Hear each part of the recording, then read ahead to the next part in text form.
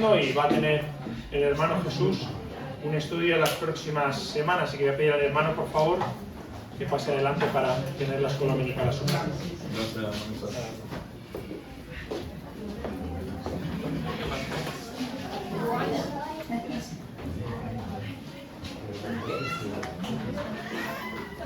Dios les bendiga, queridos hermanos.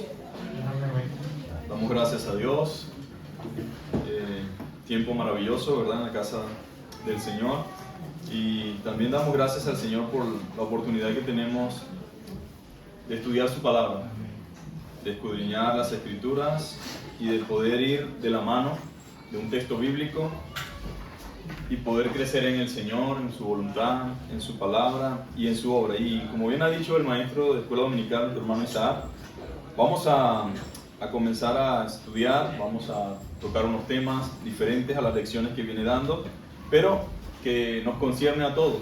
Todos estamos de una u otra manera envueltos en lo que el Señor anhela y desea para la vida de cada uno de nosotros. Ahora, ¿cuántos de nosotros pensamos que hay demasiado trabajo en el Señor? Si pudiéramos enumerar algunas cosas de las tantas que existen dentro de la iglesia y dentro del contexto también evangelístico, ¿qué pudiéramos mencionar? Vamos a ver qué opinamos hoy y qué podemos sacar juntamente con el Señor en esta mañana. ¿Qué creemos nosotros que se necesita hacer dentro de la obra de Dios? En un sentido general, no solamente nosotros como iglesia, sino la iglesia de Cristo alrededor del mundo. ¿Qué necesitamos? ¿Hay muchos obreros? ¿Sobra el personal? ¿Verdad que no? Una de las características es que hace falta gente, amén. Siempre el trabajo es más que la cantidad de personas que están trabajando. Entonces, la idea de esta mañana es que podamos aprender, de acuerdo a lo que el Señor nos enseña en Mateo, que debemos rogar al Señor por obreros. Amén. Debemos rogar al Señor por obreros. Y es interesante porque Dios no solamente quiere que tengamos obreros, sino que sean obreros realmente dados por el Señor. Ya sabemos el efecto que se genera cuando los obreros los ponemos nosotros mismos a dedo, ¿verdad? Porque podemos gobernar la iglesia de dos formas: conforme a la voluntad de Dios, conforme a su palabra o conforme a nosotros queremos. En el día de hoy, si lo vemos desde una perspectiva negativa, lo malo ha sido que muchas veces la gente gobierna la iglesia en función al dedo gobernador, no dedocráticamente, ¿no? Sino a la fuerza. O sea, yo impongo y ya hemos visto los resultados. ¿Cuáles son los resultados? Personas no llamadas por el Señor, personas no calificadas, gente que es maltratada, abusada, dañada en su corazón por los abusos de muchos lugares. ¿Por qué? Porque hemos dejado de rogar al Señor de la mies por obrero. En cambio, hemos puesto nuestra mirada solamente en las capacidades humanas. Para nadie es un secreto que hay personas que tienen habilidades naturales muy marcadas en el habla, en el verbo, en la espontaneidad, en la forma de improvisar, pero para alguien que está sirviendo en las cosas espirituales, en las cosas de Dios, no es suficiente eso. Es importante eso, pero no es que Dios realmente dependa de eso, esté más interesado en eso. Hay algo que a Dios le interesa más. Entonces, en Mateo capítulo 9, versículos 35 al 38, están estos cortos versos, pero que están llenos, mis queridos hermanos, de información que nos va a contestar muchas de las preguntas de la mañana de hoy. Dice la Escritura, Mateo capítulo 9, versos 35 al 38, dice: recorría Jesús todas las ciudades y aldeas, enseñando en las sinagogas de ellos y predicando el evangelio del reino y sanando toda enfermedad y toda dolencia en el pueblo. Y al ver las multitudes, tuvo compasión de ellas, porque estaban desamparadas y dispersas como ovejas que no tienen pastor. Entonces dijo a sus discípulos: a la verdad, la mies es, mas los obreros pocos. Rogad pues al Señor de la mies que envíe obreros a su mies. Amén. Padre, te damos gracias en esta mañana por la escuela dominical, por el tiempo de la palabra, por el tiempo, Señor, de adoración que hemos tenido. Te rogamos en el nombre de Jesús que nos ayudes y que podamos, Señor, ver lo que tú quieres que veamos, Señor. Que podamos crecer en tu palabra y juntamente, Señor, accionar mediante lo que tú nos enseñas, Señor. Gracias por los hermanos que han podido llegar, por los que no han podido o están de viaje, bendíceles también y bendice a nuestros hermanos que están de campamento, Señor, también. Te damos toda la gloria y toda la honra en el nombre de Jesús. Amén. Entonces estos versos nos muestran que el Señor recorría todas las ciudades y las aldeas trabajando, sirviendo, aprovechando el tiempo, pero también dice que Él lo hacía y se compadecía de la muchedumbre de gente por donde el Señor caminaba. Al ver los transeúntes de un lado a otro, Él podía mirar no solamente la parte física, sino la parte espiritual, la necesidad interna de cada alma que transitaba por los lugares donde estuvo Jesús. Y es importante porque al final del texto el Señor reconoce el gran trabajo que hay que hacer. Y dijo, a la verdad la mies es mucha. Y los que están familiarizados con la siembra y con las cosechas sabrán que cuando llega el momento de recoger, no es suficiente que el dueño de la finca diga vamos a recoger. Necesita un personal extra para recoger la cosecha, porque hay algo también que no podemos pasar por alto, es que la cosecha tiene un tiempo para recoger. Si no se recoge en ese determinado momento, ¿qué pasa con esa cosecha? Se pierde. Por lo tanto, el Señor también nos está llamando nuestra atención y nos está recordando algo. Las almas están, ¿verdad que sí? Las personas necesitadas de Cristo están. El medio para salvarlos está, pero no se van a salvar a sí mismos. Necesitan que alguien vaya y proclame la palabra del Señor. Entonces esta empresa del Señor, vamos a llamarlo así, siempre tiene vacantes. Nunca hay un letrero en la iglesia que diga estamos full de servidores, estamos full de gente que quiere servir a Cristo, no necesitamos a más nadie para servir. Al contrario, siempre hace falta gente, mis amados hermanos. ¿Por qué? Porque el trabajo es mucho. La tarea es amplia. No todos están dispuestos a trabajar. Eso ya lo sabemos y lo sabe el Señor. Otros quizás anhelan trabajar, pero para hacer un trabajo espiritual y delicado se requiere el llamado del Señor. No es solamente algo que hacemos simplemente infundados por la emoción del momento, sino que requerimos el llamado del Señor. No es algo que se debe hacer solo por el impulso o emocionalmente, sino es algo que se debe hacer con constancia, con dedicación. Dios desea que nuestros ojos vean con claridad la realidad de nuestro mundo. ¿No hemos puesto a pensar realmente en cómo está nuestro mundo? Pues sí, todos decimos, el mundo está de pies a cabeza, todo va mal, pero sentimos la carga, sentimos el deseo y la necesidad de ayudar a nuestro mundo. Me encanta, antes cantábamos un coro que dice, Jesús está pasando por aquí. Y cuando Él pasa, todo se transforma. Y es una realidad. No hay un lugar por donde el Señor haya pasado en la Biblia y no hiciese algo por las personas que estaban a su alrededor. O sea, era para el Señor algo que no estaba dentro de su naturaleza, el pasar por un lugar y ser indiferente ante la necesidad y el dolor ajeno. Incluso los ejemplos más duros que vemos, como los que no pertenecían al pueblo de Israel, hallaron y alcanzaron misericordia por parte del Señor. Por lo tanto, al ver la realidad de nuestro mundo, que es un mundo perdido, requiere de hombres y mujeres sensibles ante el llamado del Señor y ante la necesidad ajena. Y por eso pregunto, ¿cómo nos sentimos o cómo reaccionamos al ver el mundo como está? Cada quien con una idea diferente, con un camino diferente, cada quien creyendo que tiene una razón, una verdad, viviendo de la manera que mejor le plazca, y nos hemos acostumbrado a pensar y a convivir con esa realidad como que si es algo normal, pero resulta que no. Como cristianos debe haber en nuestro corazón una carga por los perdidos y una carga por aquellos que no conocen al Señor, pero no solamente una carga momentánea, es algo que me debe mover a hacer algo por el Señor. Y de eso se trata. Lo primero que observamos en nuestro texto que leímos es que el Señor Jesús trabajó incansablemente. 3 años de ministerio tuvo el Señor Jesús desde su inicio Pero el Señor trabajó incansablemente, mis amados hermanos. El Señor caminaba porque para llegar de una ciudad a otra no era que esperaban el interurbano o mira, vamos a esperar, no, iniciamos un recorrido que muchas veces, pues si no se contaban con otros medios, pues era caminando. Imagínense la fatiga de los pies y todo, pero Él trabajó incansablemente.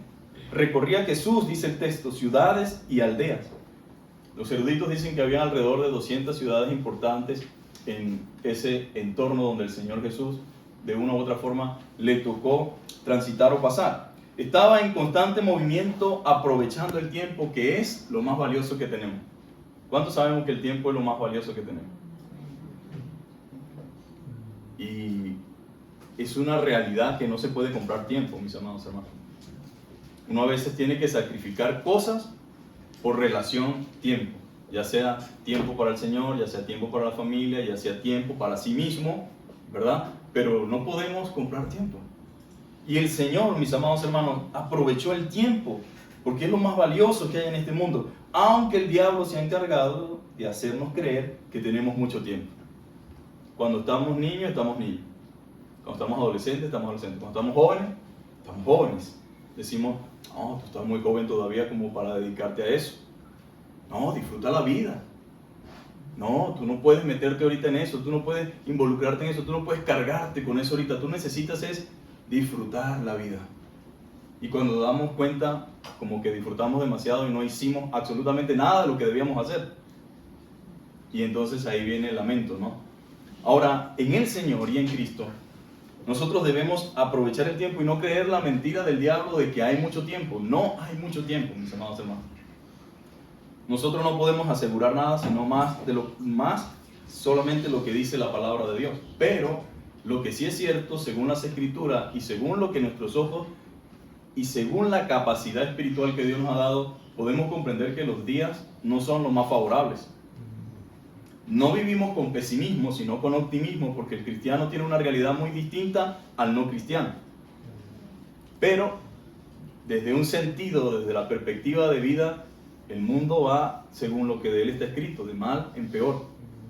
Y el consejo paulino es, aprovechen bien el tiempo porque los días son malos. Y tengo un amigo que dice, y se pondrán peores.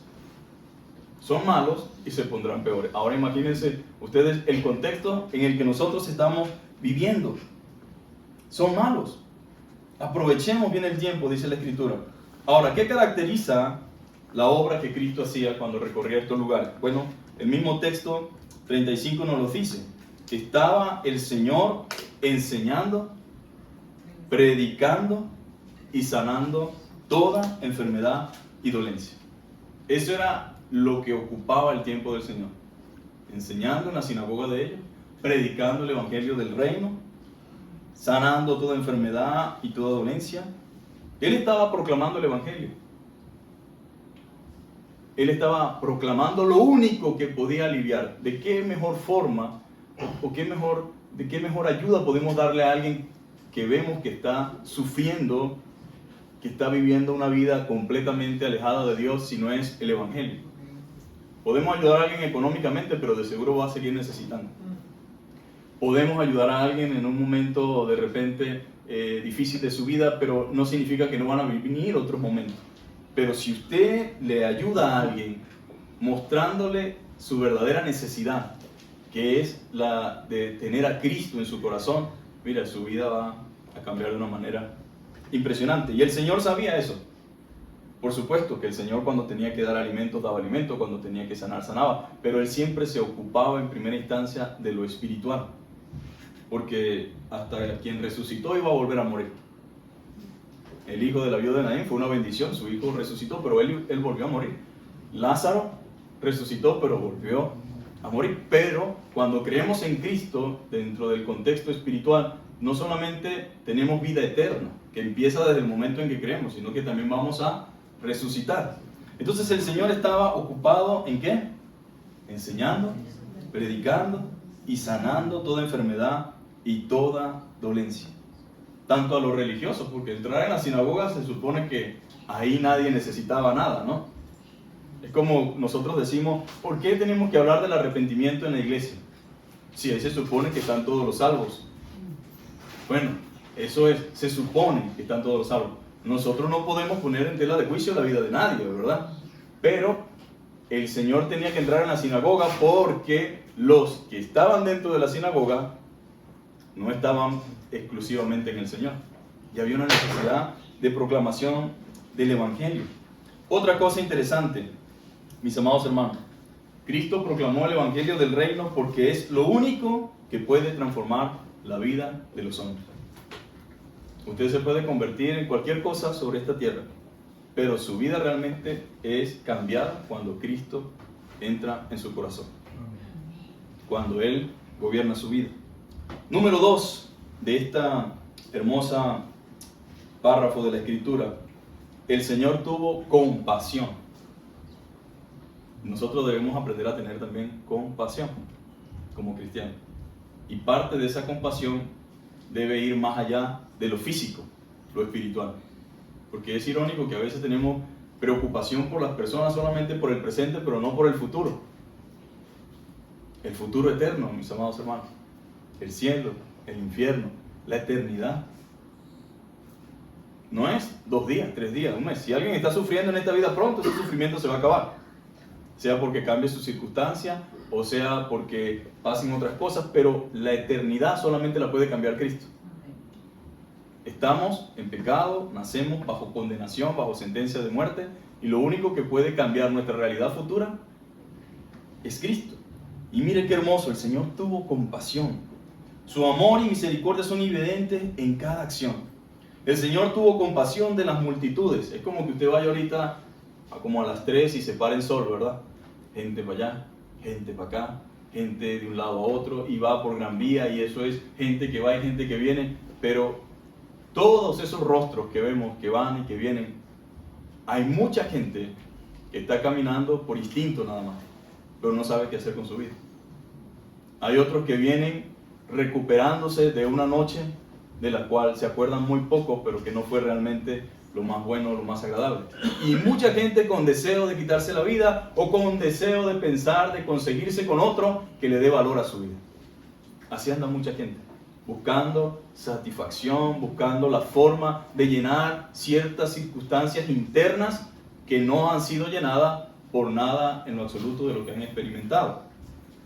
Y uno ve esto y ve al Señor mirando alrededor. Imagínense a Jesús hoy parado en ese lugar mirando alrededor. ¿Qué vería el Señor? ¿Qué miraría? ¿O qué haría? Ahí en Sol se para un grupo de personas y predican el Evangelio entre semana y creo que los sábados también. Y qué bueno, que Dios en su infinita gracia ha permitido que en ese lugar multicultural donde llega gente de todas partes del mundo, turistas, y todo el mundo tiene que ver con ese lugar tan emblemático, se predique el Evangelio, se proclame a Cristo. Pero Dios tuvo compasión al ver la condición espiritual. Mire, hermano, a veces vemos la gente de frente y desde una perspectiva física se ve muy bien. Son atractivos, bien vestidos, bien arreglados, bien agraciados, pero espiritualmente hay otra realidad. Hay otra situación interna. El Señor pudo ver cómo la gente estaba desamparada y dispersa como ovejas que no tienen pastor. ¿Han visto ustedes cómo anda un animalito fuera del corral así desesperado y con todo se golpea buscando una salida o una solución? Bueno, yo pienso que así estamos sin Cristo, corriendo de un lado a otro, golpeándonos con la cerca, rompiéndonos y en todas partes tropezándonos, porque no tenemos nadie que dé dirección a nuestra vida. Y cuando habla de pastor aquí no se refiere a la tarea que hace quizás el pastor en ese sentido, sino el pastor de sus almas, el pastor de su vida, el pastor en un sentido espiritual. Y dice que Cristo las miró en un sentido no solamente físico, sino espiritual, la condición de sus almas. Y cuando vio aquel gentío de hombres y mujeres normales y corrientes, se conmovió de compasión.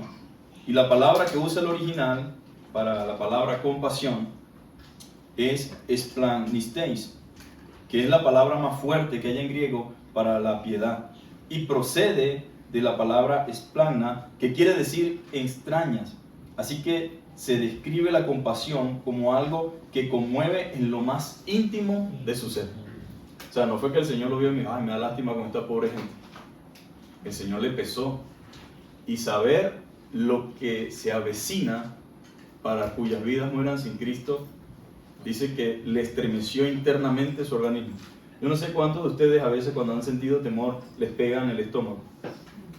Y hay como una situación aquí. Bueno, otra versión dice que hubo como, se le retorcieron los intestinos. De la impresión que le generó al Señor ese momento en el cual veía la situación de las personas y de las almas. Ahora, yo sé que cuando tenemos un hijo, cuando tenemos un familiar, es difícil no preocuparnos por ello y sentimos una carga muy grande, y al saber la condición en la que están, pues se nos estremece todo, como padres, ¿verdad? O como de repente alguien muy cercano.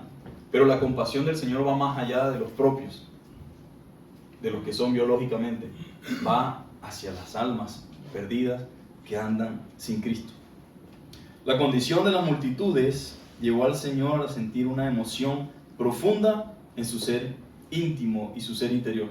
Sintió compasión, sintió misericordia al ver los que andaban desamparados. Mucha gente en el día de hoy, uno los ve académicamente muy preparados, los ve muy bien formados, pero espiritualmente están perdidos, mis amados hermanos. Están completamente desviados y andan probando cualquier tipo de alivio que les prometa cualquier cosa. Por eso uno nunca debe dejar de predicar el Evangelio. Ciertamente el mundo se ha vuelto hostil al Evangelio, el mundo se ha vuelto un montón de cosas, pero hay gente que anhela escuchar el Evangelio, que necesitan oír el Evangelio. Porque de ser así, el Señor no tendría sentido entonces que nos diga que oremos al Señor de la mies para que envíe obreros a su mies. Hay una gran cosecha, dice en Juan capítulo 10. Miren, ya los campos están listos. ¿Se recuerdan de aquel canto que cantábamos? Alza tus ojos y mira, la cosecha está lista. Eso es una realidad. El tiempo ha llegado, la mies está madura, pero la cosecha no se salva si no se recoge. Hay que salir a recoger la cosecha.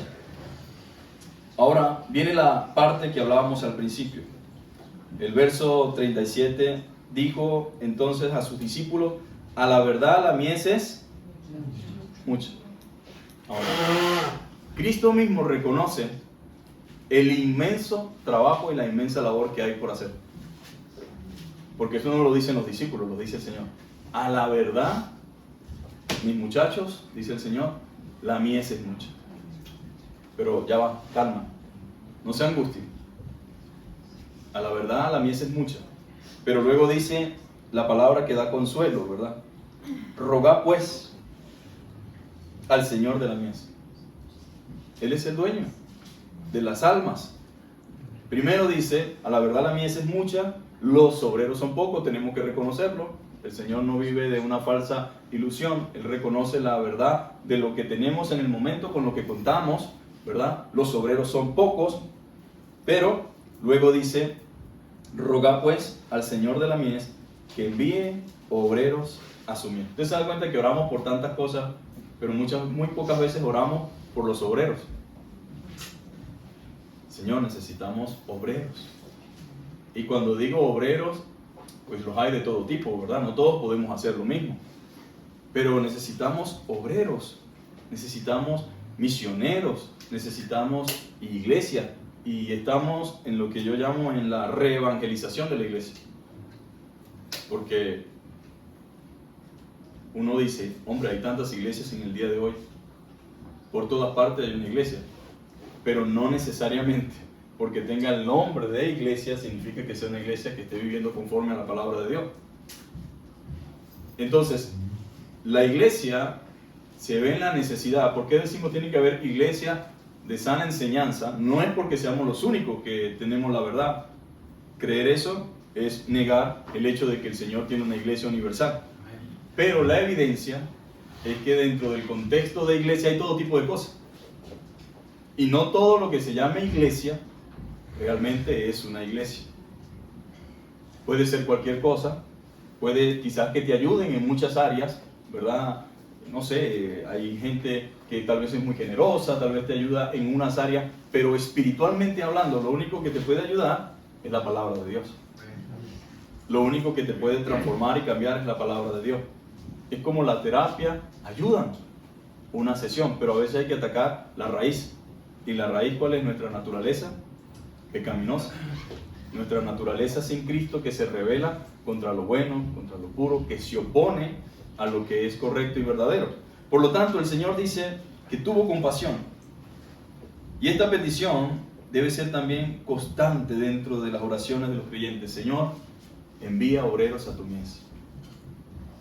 Yo he tenido la oportunidad de compartir con personas, literalmente, que me han dicho, necesitamos una iglesia donde congregar.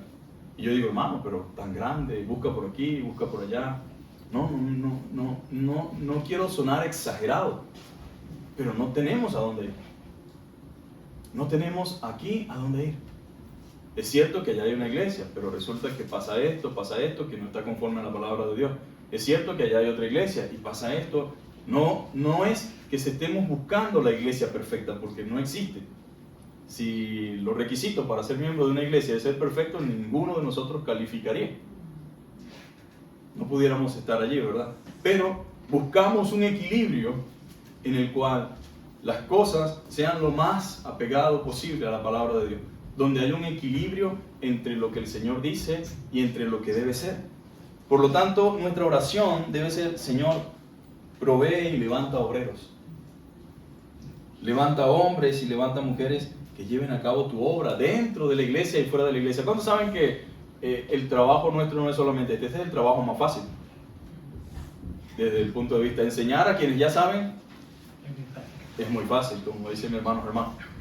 Pero hacer entender a otros que no entienden ni nada en absoluto de lo que nosotros hablamos es otro cuento, porque es espiritual, es intelectual, es emocional, y tienes que buscar la forma, ¿verdad?, mediante la guía del Señor, de poder mostrarle a esas personas que a Cristo es su Salvador, que Cristo puede perdonar sus pecados, de que pueden tener nueva vida. Imagínense si el mismo Nicodemo, que era maestro de Israel, no entendía cómo era nacer de nuevo. Y usted puede hablar con muchas personas en el día de hoy y le van a hacer la misma pregunta que Nicodemo. Nosotros, porque tenemos tiempo en el Señor, ¿qué decimos? Pero es increíble que no puedan entender o que no sepan qué es nacer de nuevo. Pero para alguien que nunca ha tenido conocimiento ni contacto con la palabra de Dios, eso es algo que merece ser explicado. Y según el contexto donde esté, necesita también saberlo.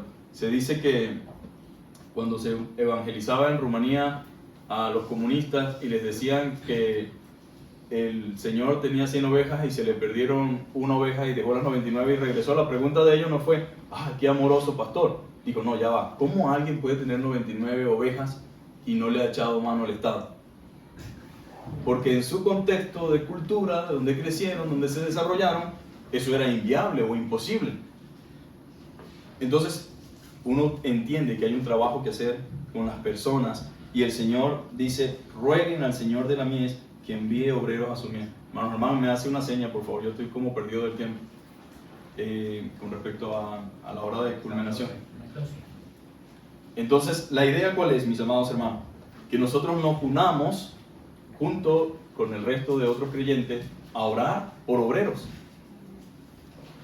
A orar por los que ya tenemos, también es una oración, ¿verdad? Orar por los que ya están y orar por los que faltan, por los que se han de añadir, por los que se han de incluir.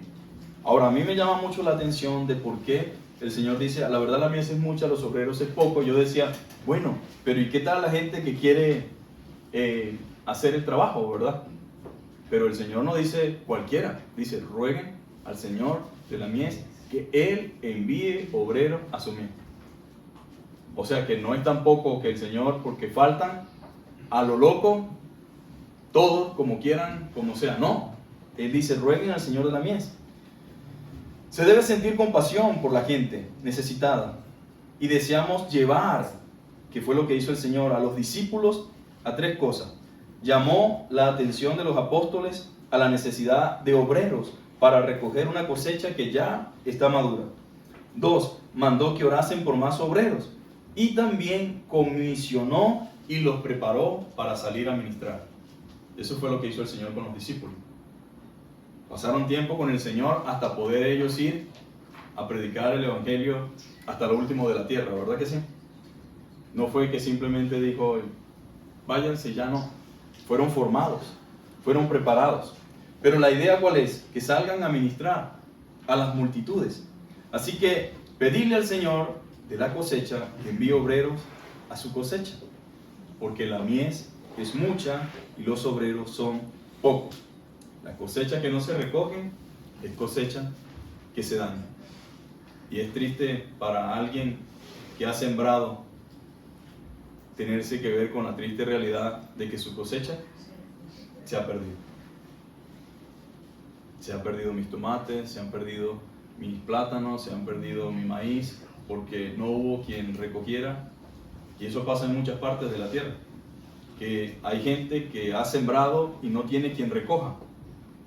No hay quien haga ese trabajo. Ahora, imaginémonos desde la perspectiva espiritual lo triste que debe ser para el Señor el que la mies esté madura, el que todo esté preparado y que no estemos recogiendo la cosecha. Ahora, uno se pudiera preguntar, ¿cuál es el motivo para no recoger la cosecha? Cada quien puede responder, ¿verdad? Bueno, no me interesa, no son mis prioridades ahorita, creo que otros pueden hacerlo, que se encargue fulano, que se encargue sutano. Yo creo que el Señor los va a salvar independientemente si yo voy o no voy. Esa es la respuesta teológica más satánica que puede existir en la mente de alguien. No, el Señor no necesita de mí, no depende de mí. Sí, eso es cierto.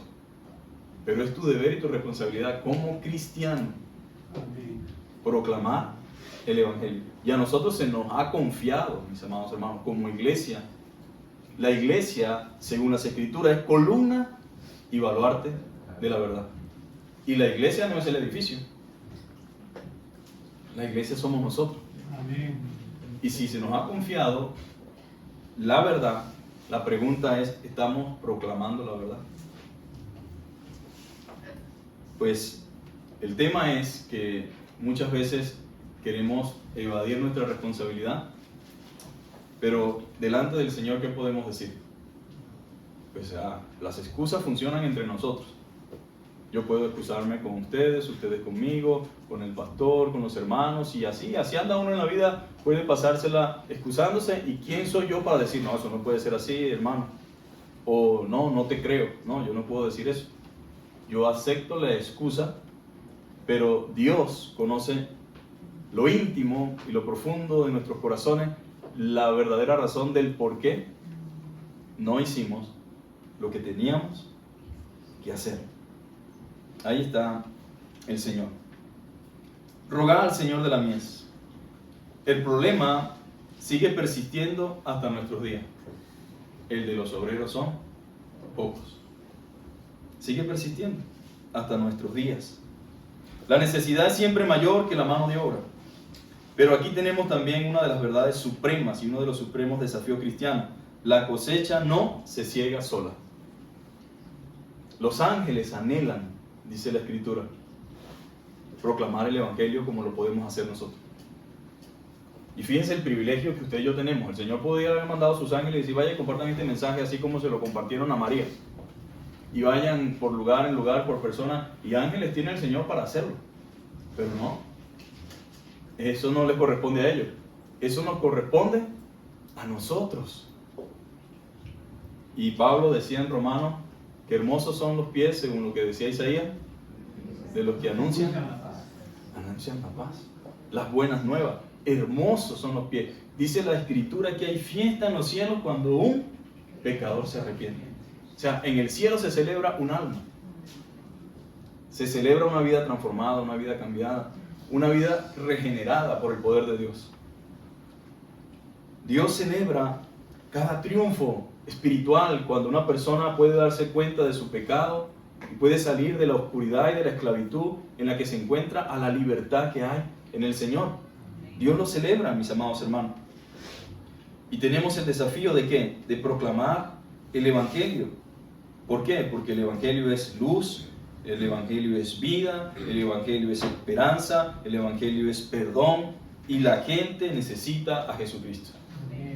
No importa qué estrato social tenga ni qué nivel académico. Sé que los que tienen un nivel académico a veces se ponen más difíciles, ¿verdad? Porque siempre traen argumento tras argumento.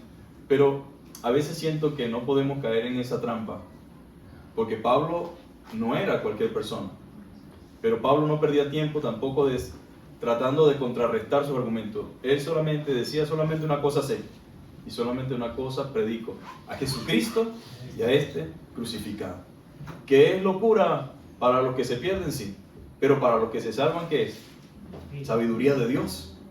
Entonces muchas veces la gente ya está cansada de filosofar. Eso le encanta a la gente. La gente lo que necesita es alguien que luego de orar, luego de clamar por él, luego de estar teniéndolo en oración, un día se le pare y en el amor del Señor y con todo el respeto que la persona se merece, decirle: mira, tú sabes muchas cosas, tú eres muy inteligente, la vida te ha dado muchos privilegios, pero te voy a decir algo: si tú partes de esta tierra sin haber recibido a Jesucristo como tu Salvador, solamente hay un lugar al congregar a las personas que mueren sin Cristo. Puede que eso le incomode y le parezca algo arcaico y tonto, pero eso va a retumbar en su mente. Eso va a quedar allí, eso va a estar allí, y en algún momento determinado de su vida él va a querer investigar por su propia cuenta o querer escuchar más. Pero no se olvide usted que el diablo tiene una tarea. ¿Se acuerdan del varón sabio Sergio Paulo, al cual Pablo intentaba predicarle, pero había un famoso Bar Jesús que se oponía para que no le predicase el Evangelio? Ahora, el hombre era sabio y prudente, pero no tenía a Cristo. Y Dios en su infinita gracia lleva a Pablo para que le predique a Cristo, pero había un enemigo de su alma que perturbaba ese tiempo para que no escuchara la palabra. Entonces ahí está la escritura. Rogad al Señor de la mies. Pidamos al Señor. Pidamos aquello que hace falta, aquello que necesitamos. Imploremos, rogamos. ¿Para qué? Para que el Señor supla esa necesidad. Orar al Señor para que envíe hombres y mujeres que puedan extender su reino, para ministrar a las multitudes. Obreros que deben primeramente tener ojos para ver la necesidad espiritual. A veces los obreros están acá, pero tenemos que pedir: Señor, ayúdame a ver la necesidad, la verdadera necesidad. Ayúdame a mirar, a sentir una compasión genuina y profunda. Tengo que pedirle al Señor: Señor, pon amor a mí por otros. Algo característico de nuestros días es el amor a sí mismo. Estamos llenos de preocupación por nosotros. Las oraciones nuestras radican en nosotros, por nosotros y para nosotros. Ya al final, si yo tengo todo cubierto, pues oraré por mi hermana o por mi hermano o por lo que falte. Pero debemos desenfocarnos a veces de nosotros mismos y enfocarnos en otros y en la verdadera necesidad. En la verdadera necesidad. Entonces el llamado del Señor es a que sigamos orando. Tenemos un rebaño olvidado, dice el Señor, y una mies echándose a perder por falta de segadores. Ambas implican no solo la lastimosa situación de las personas, sino una negligencia reprobable por parte de los guías religiosos. Hemos logrado lo que queremos, pero no lo que el Señor desea y espera de nosotros. La falta de obreros se debe no a la indisposición de Dios de llamar, porque hasta en eso podemos excusarnos. Bueno, el Señor dice: rogar al Señor de la mies. Tal vez yo no soy un obrero y mi tarea es simplemente rogar. Pero no se debe a la indisposición de Dios de llamar, sino a la indisposición de los hombres de oír y obedecer. Hace falta que digamos como Isaías: ¿quién irá? Dijo el Señor, ¿verdad? ¿Y qué dijo Isaías? Heme aquí, envíame a mí. ¿Se sentía preparado Isaías? No. Pero el Señor lo preparó, el Señor lo capacitó, el Señor le dio todo lo que iba a necesitar para hacer el trabajo que tenía que hacer. Entonces, que esa no sea nuestra excusa, mis amados hermanos.